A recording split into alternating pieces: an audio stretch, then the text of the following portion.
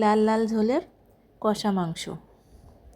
এটা দেখতে যতটা সুন্দর, খেতেও ঠিক ততটাই ভালো হয়েছিল। আমি এখন ফ্রাই প্যানে তেল দিয়ে নিচ্ছি। তেলটা গরম হয়ে আসলে এর ভিতরে আমি কয়েক টুকরা আলু দিয়ে এর সঙ্গে হলুদ, লবণ দিয়ে খুব ভালোভাবে এটা আমি ভেজে নিব।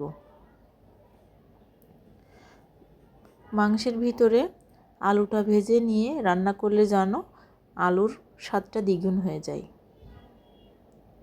এজন্য আমি সবসময় চেষ্টা করি মাংসের ভিতরের আলুটা ভেজে নেওয়ার। এখন এর ভিতরে আমি মাংসের টুকরো করে রাখছিলাম, আর এটা একদম রেগুলার কাট। মাংসগুলো দিয়ে এর ভিতরে লবণ আর হলুদ দিয়ে খুব ভালো করে এটাও আমি ভেজে নিব।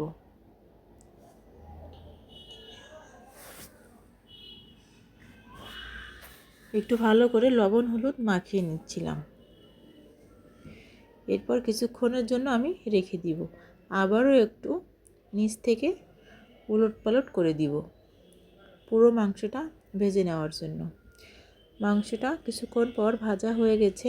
এখন এটা আমি উঠিয়ে নিচ্ছি।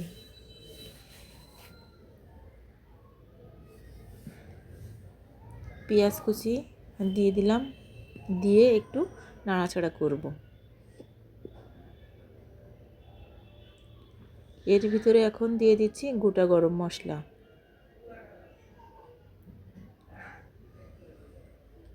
আবারও এটা আমি খুব ভালো করে নাড়াচাড়া দিয়ে কয়েকটা কাঁচামরিচ দিয়ে দিলাম।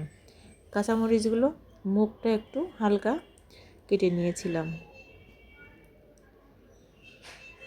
এটা একটু সময় নিয়ে আমি ভেজে নেব, তবে পেঁয়াজটা একদম ব্রাউন কালার করব না। ভাজা হয়ে গেলে এর ভিতরে আমি আদা রসুন বাটা ছিল সেটা দিয়ে দিলাম। মশলাটা যেন পুড়ে না যায় সেজন্য সামান্য পানি দিয়ে একটু নাড়াচাড়া করে নিলাম। এর ভিতরে এখন দিব লবণ, হলুদ আর মরিচের গুঁড়া।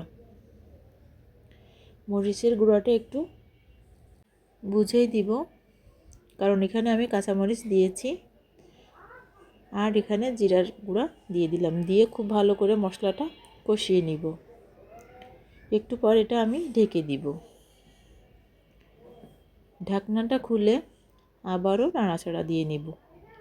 মশলাটা আমি একদম কড়াইয়ের নিচ থেকে নাড়াচাড়া দিয়ে নিব, যেন মশলাটা সুন্দরভাবে নাড়াচাড়া করা যায়। এর ভিতরে আমি দিয়ে দিলাম মাংস ভাজা আর আলু ভাজা, দিয়ে মশলার সঙ্গে মাংসটা খুব ভালোভাবে মিশিয়ে নিচ্ছি। এই রান্নাটা করতে বেশি সময় লাগে না, 15-20 মিনিটের ভিতরে রান্নাটা শেষ হয়ে যায়। এখন আমি দিয়ে দিলাম পরিমাণ মতো পানি।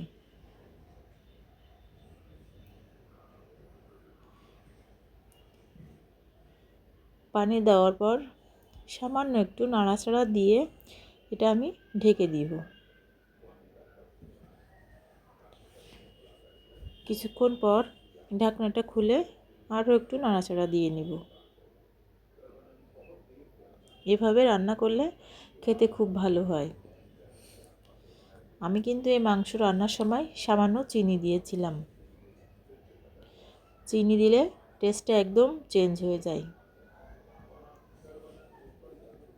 আমার রান্নাটা কিন্তু একদম শেষের পথে।